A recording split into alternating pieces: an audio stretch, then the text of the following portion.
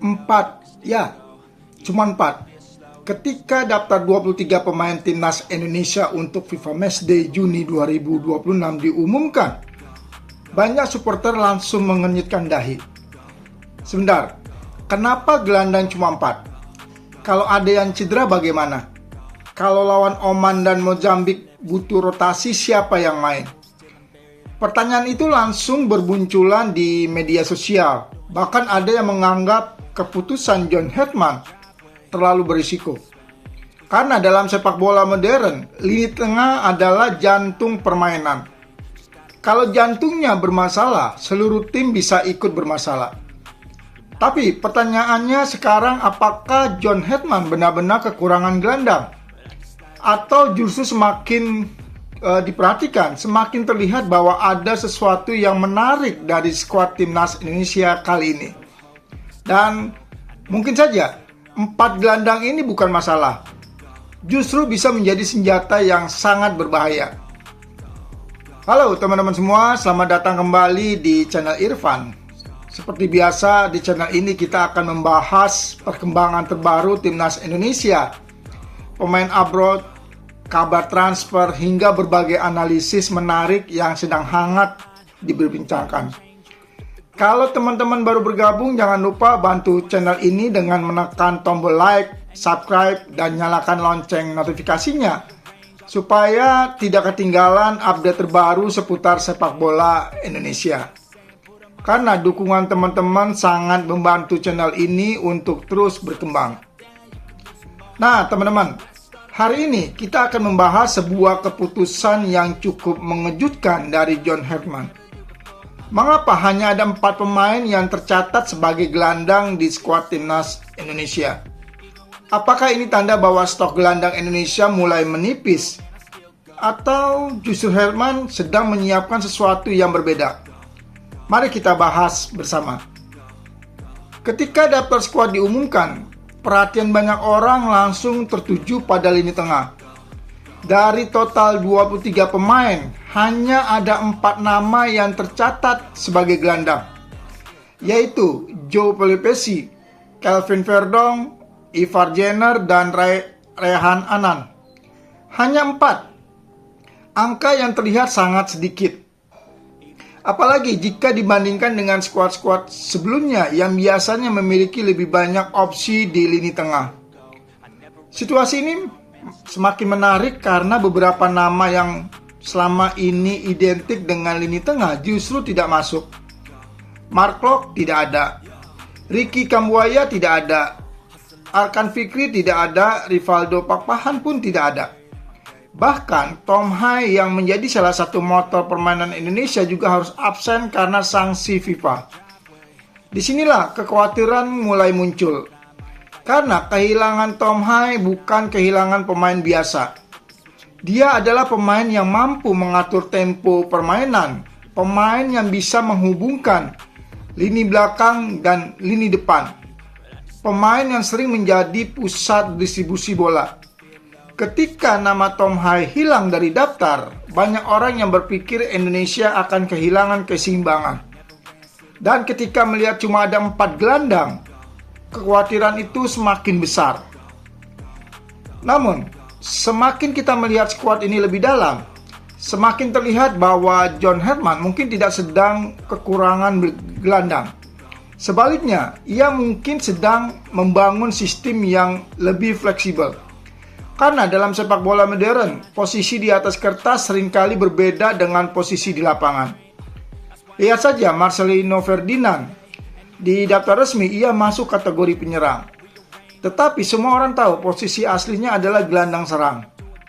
Marcelino bisa bermain sebagai nomor 10, bisa menjadi playmaker, bisa menjadi gelandang kreatif, bahkan bisa menjadi penghubung antar lini.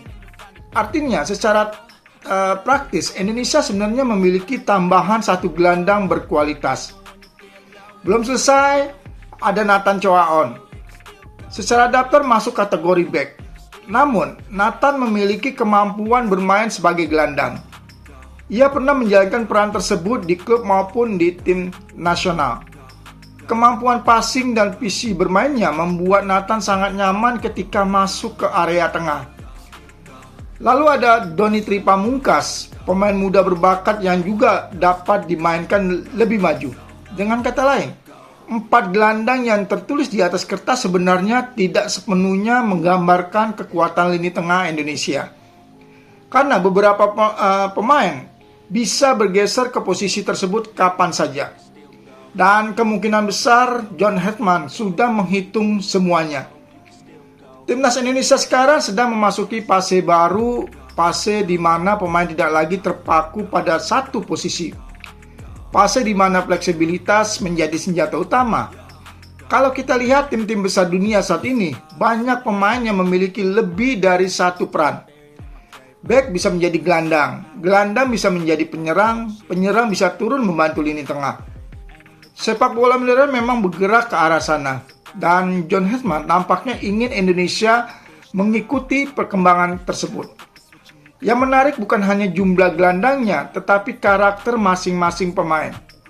Karena keempat gelandang yang dipilih John Hetman memiliki fungsi yang berbeda. Joe Pelopessi adalah petarung, pemain yang tugas utamanya memutus serangan lawan. Ia menjadi tameng pertama sebelum lawan mencapai area berbahaya. Kemudian ada Ivar Jenner, pemain yang tenang saat menguasai bola, mampu menjaga ritme permainan, mampu membantu tim keluar dari tekanan.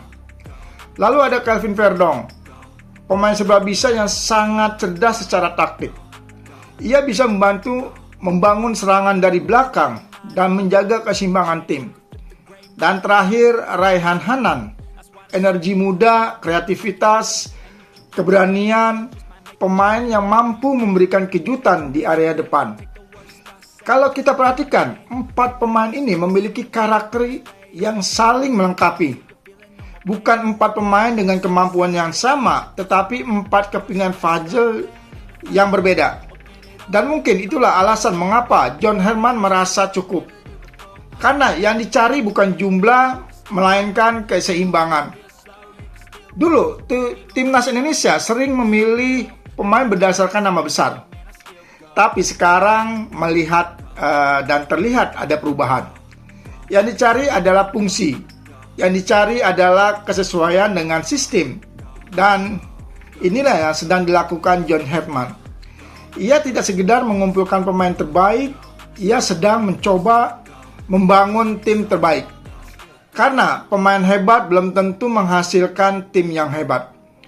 Tetapi pemain yang cocok dengan sistem bisa menghasilkan tim yang sangat kuat. Inilah transformasi yang mulai terlihat. Indonesia bukan lagi tim yang hanya mengandalkan individu. Indonesia mulai bergerak menjadi tim yang mengandalkan kolektivitas. Semua pemain harus bisa menjalankan lebih dari satu peran tugas. Semua pemain harus siap beradaptasi, dan jika proses ini berhasil, maka Indonesia akan memiliki fondasi yang jauh lebih kuat untuk menghadapi tantangan yang lebih besar di masa depan. Laga melawan Oman dan Mozambik akan menjadi ujian penting.